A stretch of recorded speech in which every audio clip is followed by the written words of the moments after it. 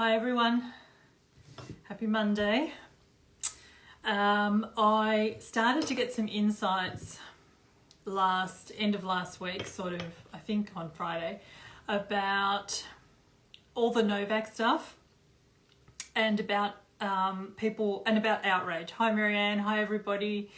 And I was going to share it then, but then so many of you said, I missed Monday morning check-in. So here is Monday morning check-in with my thoughts on Novak and Outrage, but I'm going to add in overstimulation because what I have done since Friday was be off here, which is not unusual. I started doing that last year, taking weekends off social media, and I really like it and I'm going to go back to it.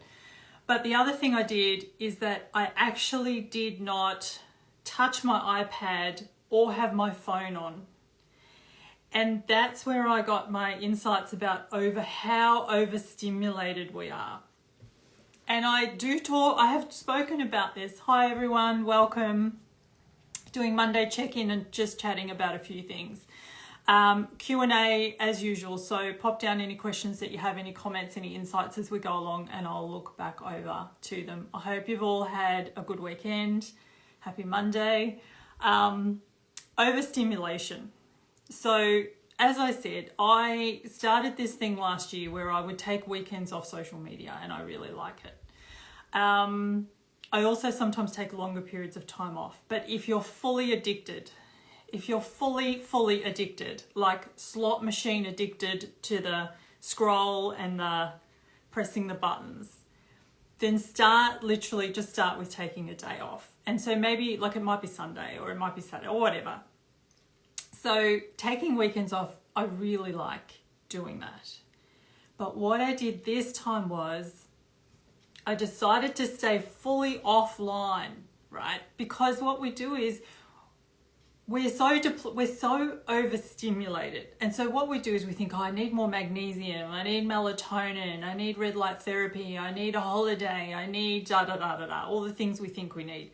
And we may well need those. I'm not saying we don't need those, but a really good free starting point would be to look at how overstimulated we are.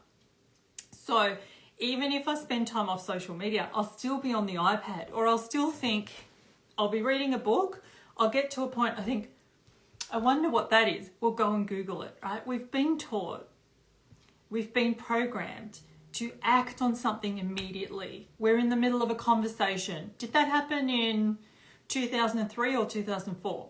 Someone's Googling. And what it does is it takes us back in. So then I'm there, so then I'll look at the weather app. What's the weather today? What's the weather going to be tomorrow? What's the weather going to be next Wednesday? Then I'm having a look at this. Then I'm thinking, oh, whereabouts? Then we're talking about a country. Whereabouts is that? Next minute I'm on Google Maps. And we're still in that ping, ping, ping, even when we're off social media. So what I decided to do was literally not Google anything all weekend. So what it does is it keeps you in the activity you're doing. So instead of reading one page of a book and then going off to Google something and then ending up in another app and in another app, it takes us into that thing. Stay out of the thing. So see whether it just made me realize how overstimulated we are, and that 2 days offline fully, and with my telephone off. Now, obviously not all of you can do that if you've got kids, whatever you've got going on, but no telephone, no internet for 2 days. And seriously, my nervous system feels like I could have been away on a 2-week holiday somewhere.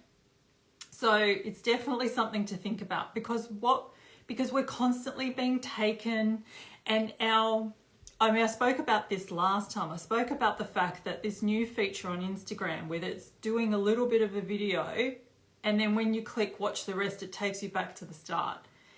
How many people are going to go, well, I can't be bothered watching that again, or I can't be bothered finding where it was up to? It's almost designed to put you off watching the longer video.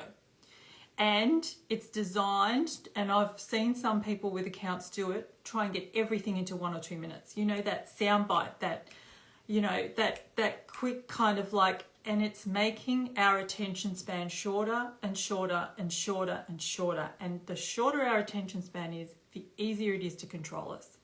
Because then it's look here, look here, look here, look here. Well, what was I doing? We spend our whole days going, hang on, what was I doing? Commit to a book or whatever and just start reading. And instead of, it pulls you in. Exactly, it pulls you in. Instead of putting it down and going, oh, so I read a book on the weekend about a lady who did a pilgrimage along the Yarra. Now, I wanted to look up the places because a lot of the places I know, and I was like, oh, don't go and Google the place. Do not go and look on Google Maps because you know you won't put it down. Do it at a different time. Pretend it's 1985. Pretend it's 1980, whatever, when you didn't do that, and just stay with the book. Focus on the book. Focus in the moment. Sit and stare out of a window. Right? So that's the thing with being overstimulated. Then here's what the insights I started to get last week on Novak and then on Outrage. Because everyone was telling me I should be outraged and I wasn't. Did you notice last week? Only because it was happening. It's been happening the whole entire time, but it was so specific on around sort of Thursday, Friday, the whole Novak thing. Different people saying, oh, you're outraged by Novak? This is what you should be outraged with. And I just found it really amusing. People telling me what I should be outraged with. And it got me thinking about outrage. Because a lot of us have been outraged. A lot of us are still outraged all the time. Outrage, although a completely normal reaction and emotion, is a very powerless reaction and emotion. How do we know this? We know this because the media encourages us to be outraged. Watch something, the lowest of the low, a current affair, 60 Minutes these days, all of that real, you know, all of that kind of clickbait stuff wants you to be outraged. Because when you're outraged, you feel you are not in your power. You are not in your right mind. You are not clear.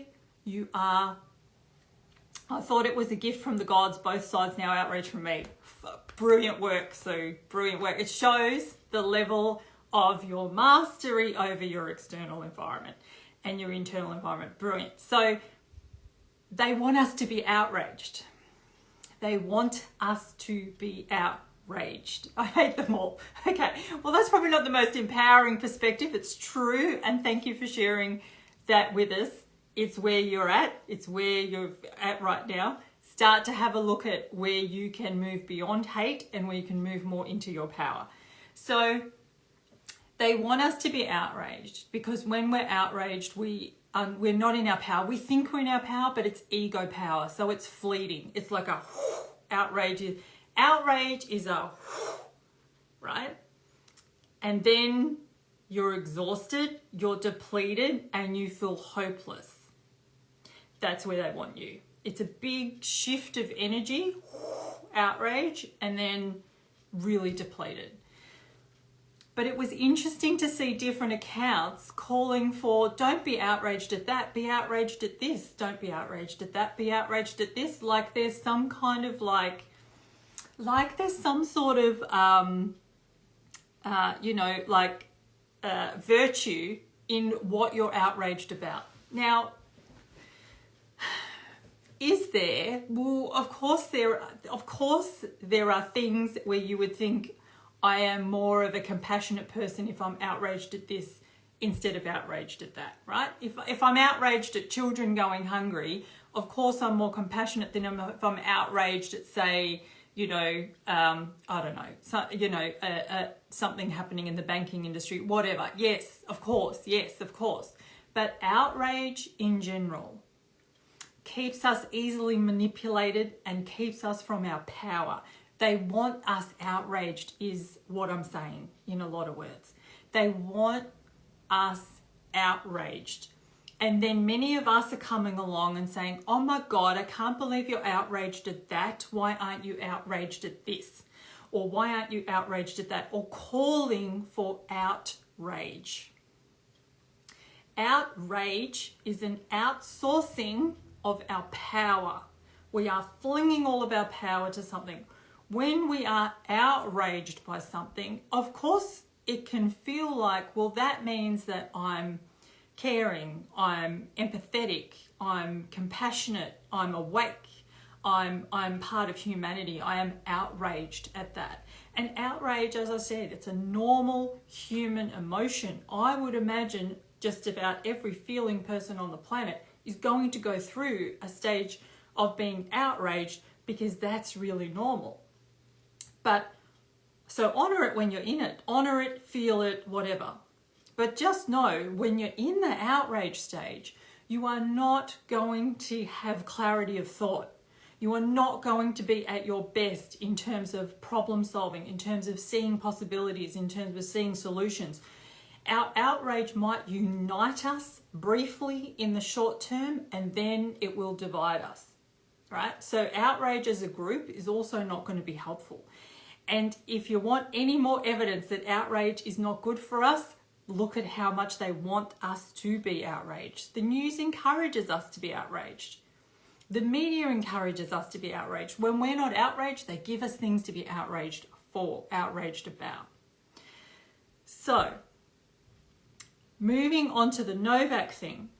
What the whole Novak thing made me realize was, and it's getting clearer and clearer, and many people have been saying it for a long time, right? This is not some new revelation I'm about to give you.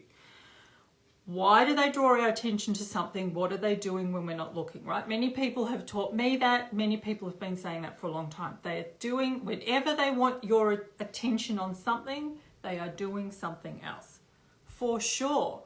But I feel like the Novak thing was also used and manipulated beautifully. Now, is it part of the agenda? I think here's where we can go down a rabbit hole that's not helpful. Is the whole Novak thing part of the agenda?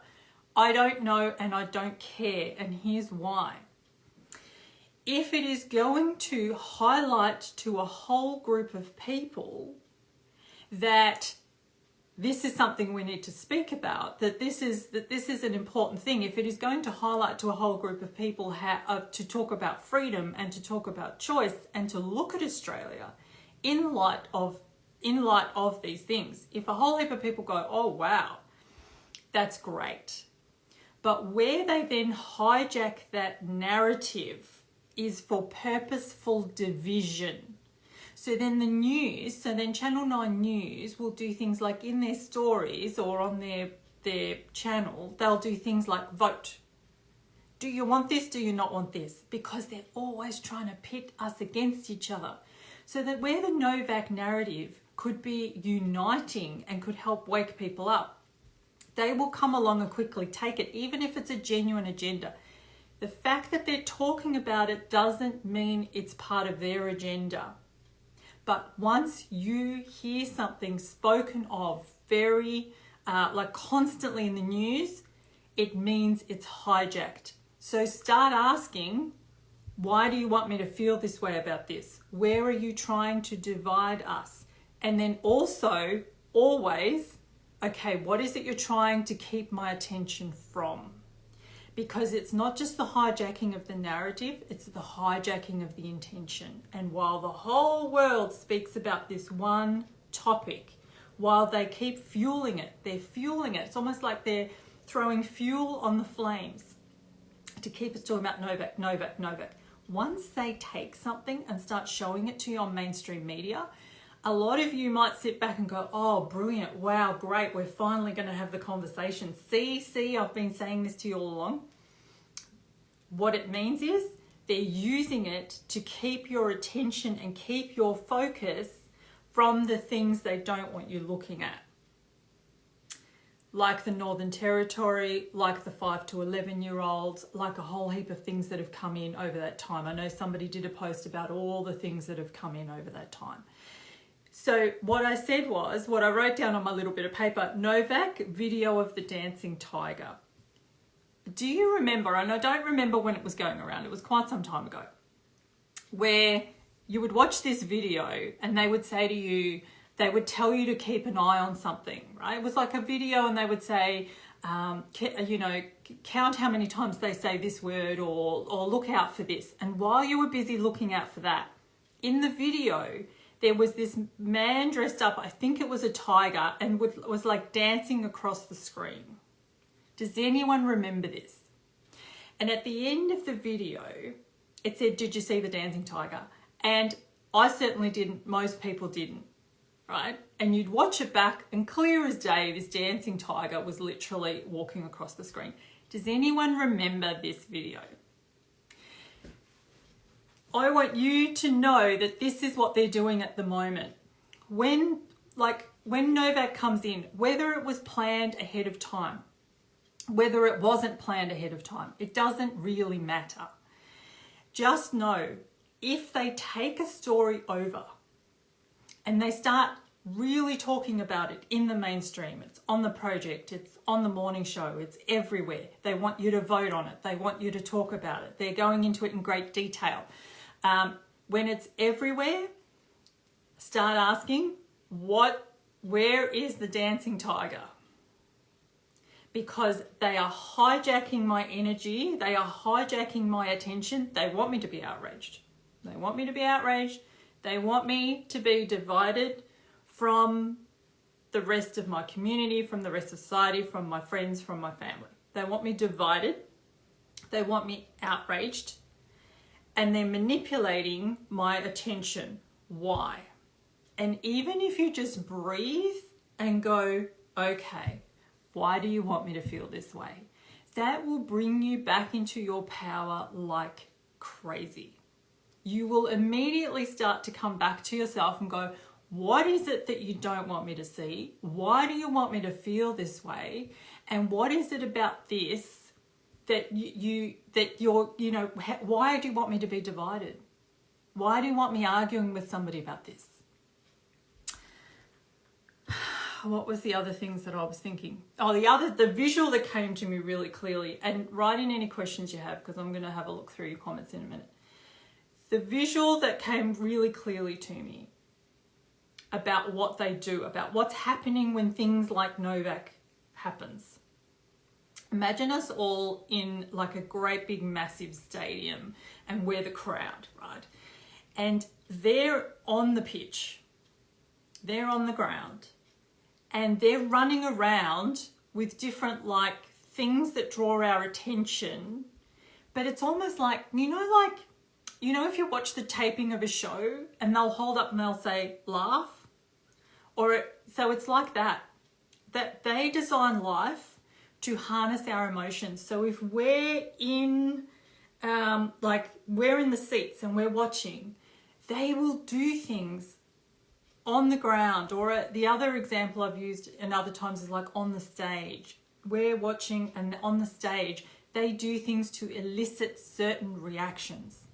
And when you're still part of that collective, unconsciously going along, then they will put up and go, outrage, and we'll go, ah, and then they'll go cheer and we'll go, yay. And they're harnessing all of that.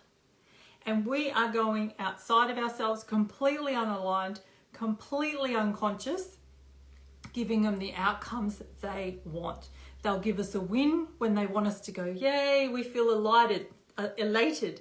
Then they'll give us a loss when they want us to feel hopeless. And they are doing this roller coaster to us intentionally and consciously. They're running around, and as a group, collectively, we're cheering, we're booing, we're hating, we're all of that, right? And they then harness that and they use it. So this is so important when you are, and that's why, going full circle, it's so important for your nervous system and for your sense of your own opinion to switch off from social media, from all of it, because people will constantly go, come here, have a look at it this way. What do you think of this? That's all okay. Go out, get other people's opinions, gather resources, gather things, and then bring them in.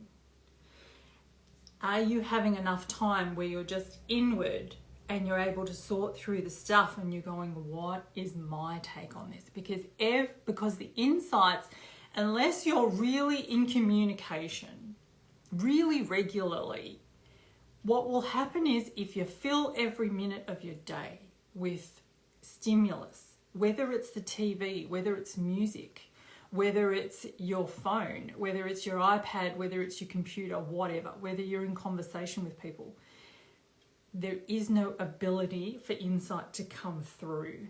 You know, you might be thinking, I want, guides to talk to me, God to communicate with me, nature to communicate with me. Why is it not working? It's not working because you're not allowing any opportunity for quiet in order for you to hear it.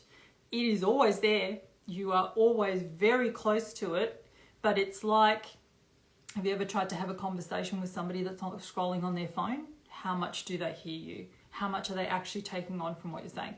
This is what's happening between you and that universal wisdom, your guides, God, whatever it is that you call that thing. Okay.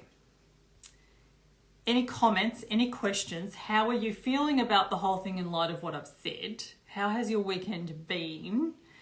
How are you doing?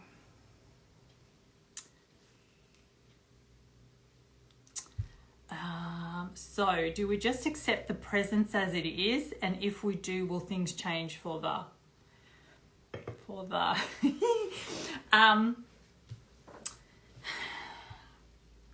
acceptance is actually a concept that takes some time to fully understand, because acceptance is about saying, okay, let's use the example of Novak and that whole narrative. So I accept that that's what they're doing and I choose not to fall for it. So my response to what I'm seeing externally, rather than fight it, rather than go, I do not accept this and fight, I can stop for a minute and I can go, okay, realistically, what is my ability to change this externally? Why don't I start by changing internally and looking for where my power is there? So if enough of us took our power away, right? Many of us don't watch TV anymore. Many of us don't. We're already, we're very powerful in that choice because we take a lot of its power away. And I've spoken about this before in terms of being in the crowd of like a theatre production. If the Matrix, if you imagine it's a theatre production and we're in the crowd, okay, the whole crowd is lost in it.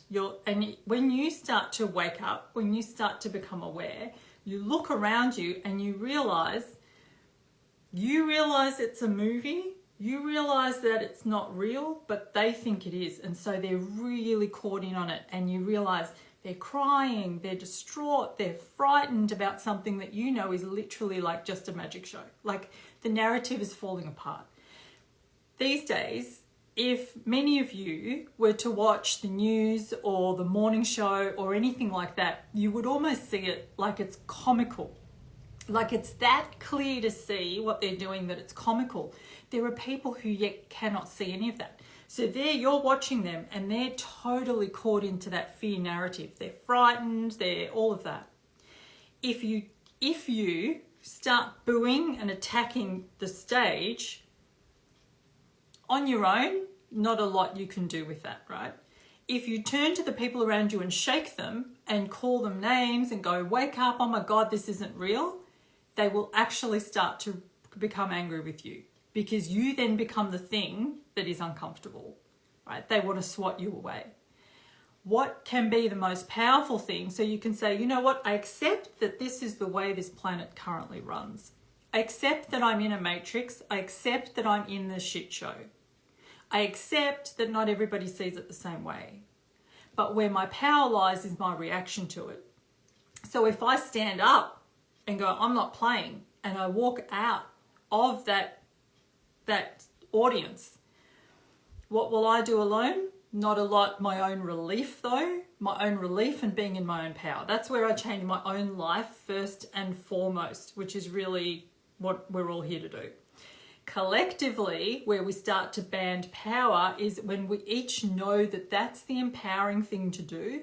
When enough of us have left the auditorium, when enough of us are no longer sitting in the crowd, then the other people start to go, hang on, where is everybody? And that wakes them up. Then they start to realize, hang on, what's going on? And then they might turn to you and go, why did you leave? And you go, because the show's a shit show. It's not real. And then you can go into a dialogue, and then you have the ability. So does that help? Can everybody comment on whether that is a good explanation of where acceptance does not mean you don't activate your power? Okay. I mean, acceptance is a massive topic, and you could literally do like a whole, but it can be mistakenly thought of just going, well, there's nothing I can do. I'll just have to sit here and accept it. And it is not that at all. It is recognizing that there's no point fighting the thing that I have the least amount of power over while I'm bypassing firstly the thing I have the most amount of power over. And that's the thing where I start. And then when I am so in mastery of my reaction, of my own mind, of recognizing my power in any situation, then you start to have a lot of power over what's actually going on the outside. I literally argued with my husband about this last night. What perfect timing. Oh, what was your take and what was his? Hey everybody. So nice to have you all here. Urban people are in a matrix. Rural folks are largely awake. Oh, okay. I feel great. Worked hard in the garden in preparation for my birthday party. Joy filled my heart. When that happens, I'm more likely to allow or share it with the people around me. It's contagious. It for sure is contagious. Oddly, scientists fall for narrative despite long list of red flags they have training to recognize. Yeah. So the thing with the scientists, there's a couple of things there. Remember, you're getting a very skewed view of the scientists, because the scientists that are seeing the red flags aren't really, either they've left or they're being gagged, or they're frightened to speak out. The other thing is that I spoke about this sort of a few times when people said to me, "Why are my intelligent friends so stupid right now?" And the reason is, hi Aurora, the reason is that in work such as that, in fields such as that, in professions such as that, really in any, if you have a look at our educational training, all of ours, to ask a question means you didn't get it. The kid that asks the questions is either the stupid kid in the class or the troublemaker, like the person that makes it harder for the teacher. We're not encouraged to ask questions. We used to be, we're not anymore. We're really, for a long time now, it's been a sign of how smart you are that I can give you information and you go, yep, got it, great, and you're off doing it. And the person that's left going, but I don't understand that, is the person that is not as smart as the person who didn't have to ask any questions. And that's how we kind of got to be in this dangerous territory of not asking questions and of needing to get it all the time. And you'll find a lot of people in certain professions, it's not that they understand why we're doing what we're doing. It's not that they understand what's going on. There'd be a lot of nurses right now who would go, well, it's not that I understand all of it, but I don't need to understand it. I just kind of go along with it, do what I'm told. So there's that. There's the go along with the group. Don't make a noise. Don't stand out. Don't be fear of rejection, fear of standing out, fear of looking stupid. And also fear of being cancelled. massive, massive. Cancelled is not just something that you are on social media. Cancelled is not just something that you are if you're a celebrity. You can be cancelled in your own profession, right? And so somebody that has built up something for a long time, that's, you know, and the other thing is that even within science, there hasn't been a place where there's different perspectives for a long time because of who owns everything. There has not been you're not going to get studies funded that are going to look at a different perspective. So you've had the one perspective. I remember when I studied, when I started my honours year of psychology, and I wanted to study depression in adolescents. And when I got to uni and I found got my supervisor for my thesis, he said, look, you're not going to be able to study that, because you would have to ask children, you would have to ask the teens about whether they've ever had suicidal ideation, whether they've ever, you know, harmed themselves, and you would not be allowed to keep that from their parents if their parents want to know. So it just wouldn't pass an ethical thing. It wouldn't work. So that was the first time I realised you don't really get to study what you want to study. And then he said to me, why don't you just study resilience in divorced kids? Because that's what I study. And we can just do that. And all the people, when you get to uni and you do your thesis, just about everybody under the supervisor studies the same thing. Why? Because each professor at a uni needs to do a certain amount of publications a year. That means there's about 10 people where he can happily put his name to, and that's some of the publication that he needs to do, hopefully maybe all of it, and then tick for that year. When you start research, you do your kind of like your lit review, and your whole lit review has to show why you've come to the question you're going to ask today. Why am I asking this today? So what's happened with research is it's just the same old shit. And everything is like, oh yes, I found the same. Why did you find the same? Because I can't actually get funding or ethical okay or a supervisor to ask something different. That's why. Because I end up looking at 20 previous research on, divorced kids and how they're coping, and then I put on a slight little variation on what I'm going to look at, and then ta-da, I get the same results. So this is why science is so homogenized, and it doesn't really ask questions. It's just the same. And then imagine, like that's me at uni, imagine when you're actually looking for funding.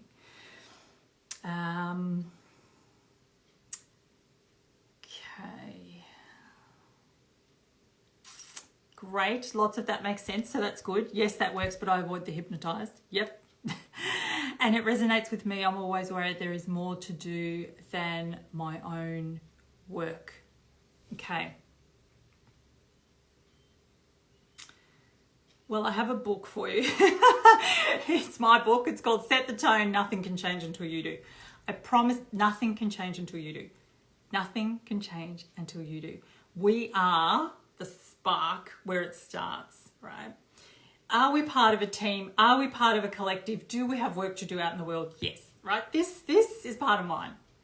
But how I show up to that is key. How I show up to all of you is key. If I'm telling you stuff I'm not doing myself, if I'm telling you stuff I have not even looked at in my inner world, there's not going to be a lot of power in it. This is where it gets confusing. There can be a massive following.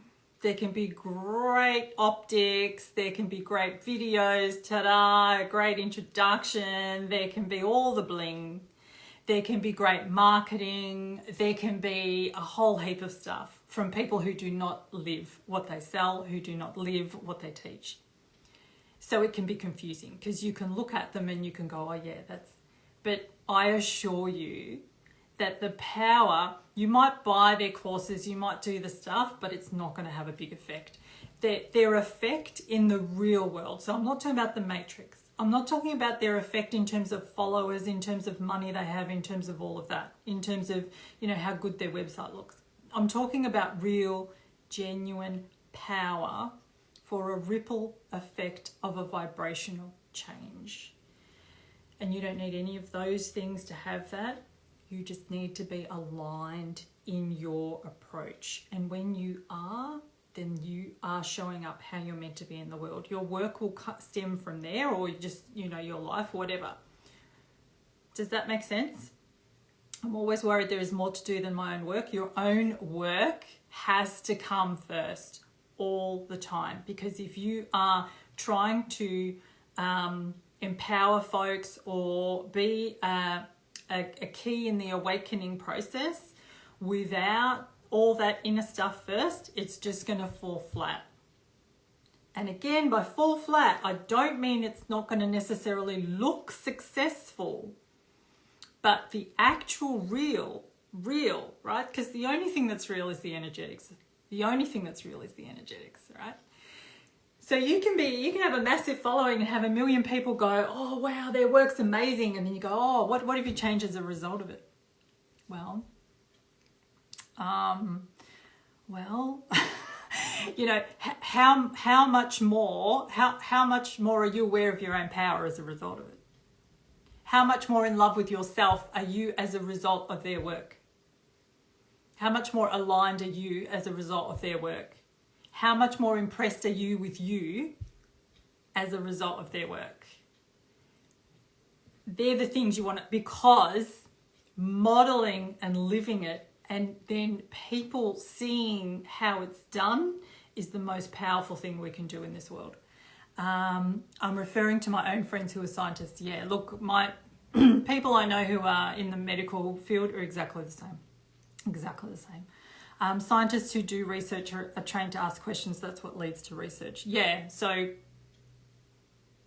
the research that's allowed. The research that's really just one little comma different from the previous research that's led up to this point, that in my, you know, research lit review, that then makes sense. Yes, most people are highly subject to peer pressure for sure. Time off tech, great. We only spoke about it last night. Hi, Fiona. Family scrolling away too much over the holidays. We're all being programmed, and we're all being encouraged to have these tiny, short little attention spans. Think about how addicted you are to it all, and think about your attention span, how short it is. Can you watch a whole movie at home without picking up your phone? Can you have a conversation without Googling at least 3 times? Can you read a book? That will be a good one. The amount of people that have said to me, I have your book at home, I love it, but I just can't, I'm not sort of finding time, because it's not a book you just skim, like it's in depth, there's a lot in it. And they're always being drawn out.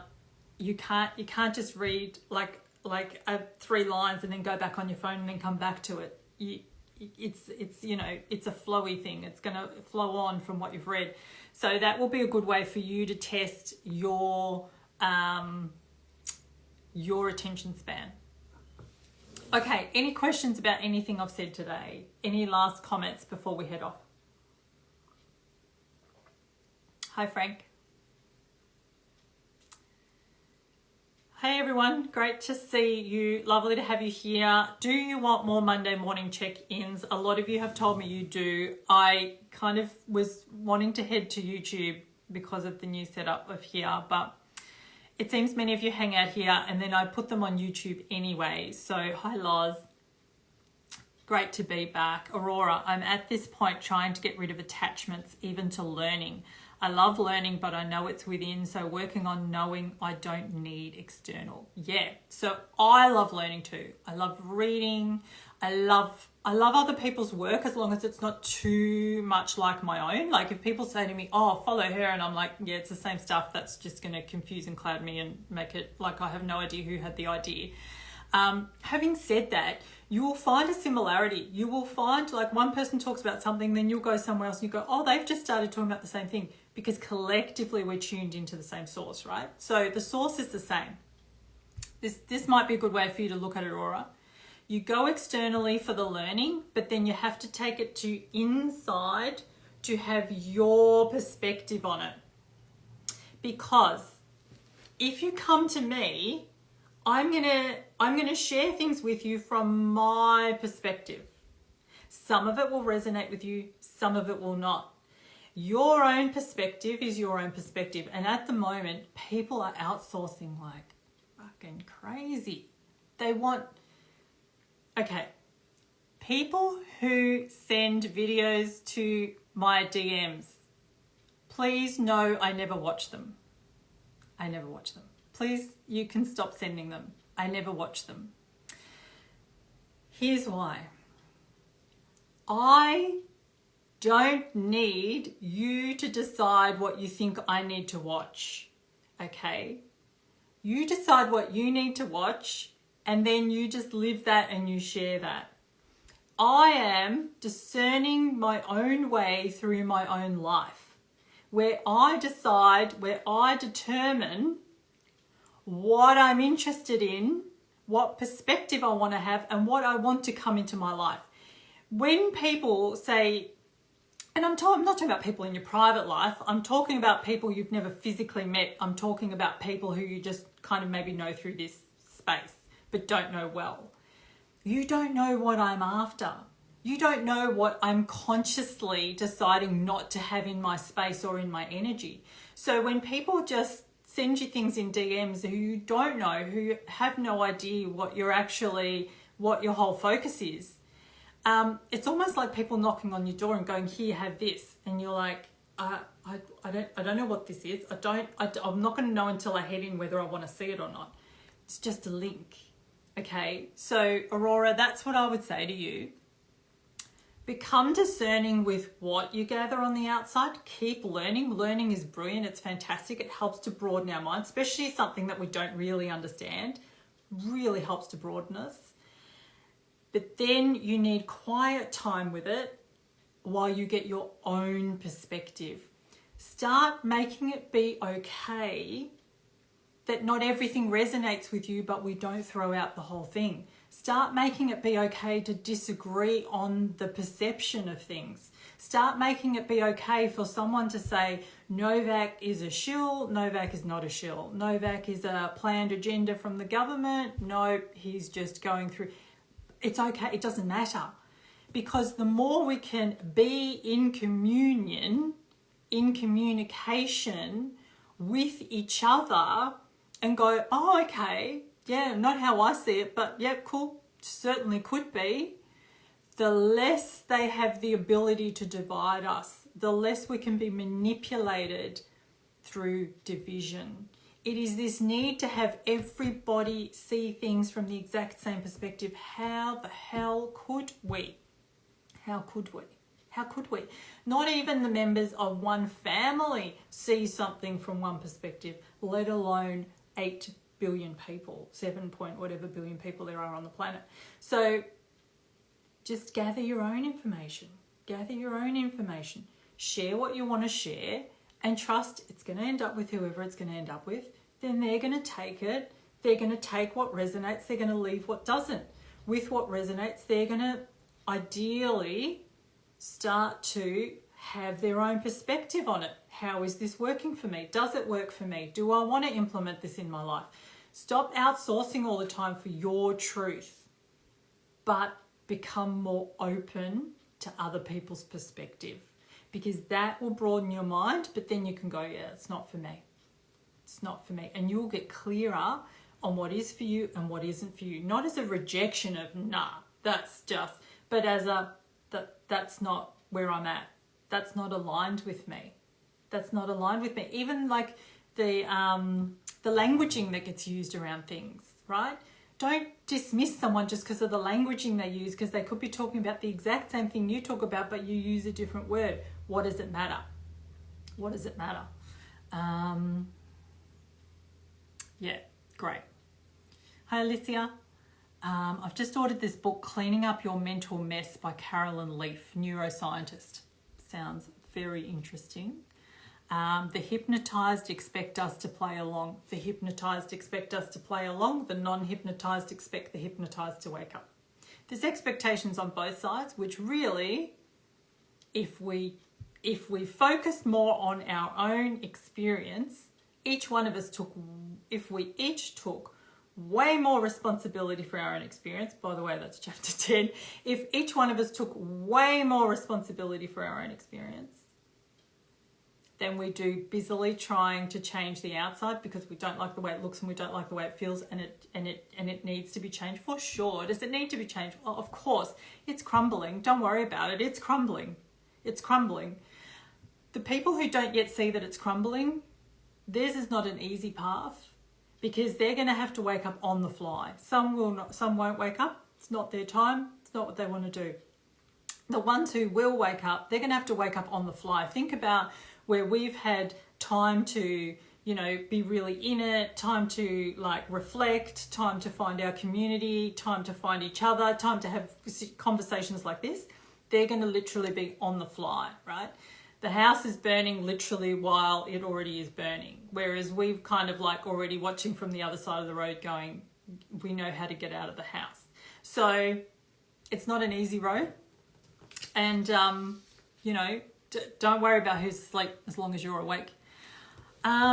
Yes, also, I think if I was left with nothing more, no books, no internet, how will I cope?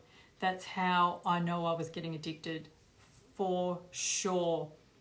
And that is also how, that's a lack of trust in yourself and your ability to connect. That we think that we need the outside stuff. I mean, that is what the Matrix is. The Matrix is a program designed to get you to forget yourself, to forget your power and what you're capable of doing. And so they make things look like an invention. Oh, look, we've invented this thing so you can talk to each other, right? Because we've forgotten that we don't need the thing. We can actually do this, right? We've forgotten that we can telecommunicate. We've forgotten that we can teleport. We've forgotten all the things. And so they take away, it's designed to make you forget who you are and then to give you little dribs of here, this will help you cope, right? So in a sense, Aurora, what that shows you is it's a perfect time to start working on your own connection and to go, you know what? Especially your two boys are a great example of this. You don't need a TV when you're a kid to run a whole movie in your head. You go outside, you do a whole play, right? This is what play is, imagination. And all the things, social media, all the things have kept us from our imagination. We no longer use our imagination. It has been hijacked. So they show us things to use our imagination to create the outcome they want to create rather than to create the outcome we want to create. And that is also one of the other reasons where it's really important for us to have quiet, inner, reflective time in nature, lie on the ground. I was going to say watch the clouds, might be triggering if it's chemtrails. Watch the water, watch the birds, watch the sun, just breathe in a tree, put your feet on the ground, sit and read a book, read stuff you liked when you were a kid, whatever. Sit and draw, allow your connection so that you don't feel like you need this to, who am I without that? If you're already starting to think, who am I without that? You're very lost to yourself and it's time to reclaim. Exactly what you needed to hear today. Great. Yes, waking up on the fly, whereas I had a decade. Exactly. Hey, Haruka. So much gold here. Thank you. Brilliant. We can teleport. Of course we can teleport. Please save this. Yes, I will. All right, my loves. I might leave it there. 50 minutes. That's already going to be a big stretch for some people's focus.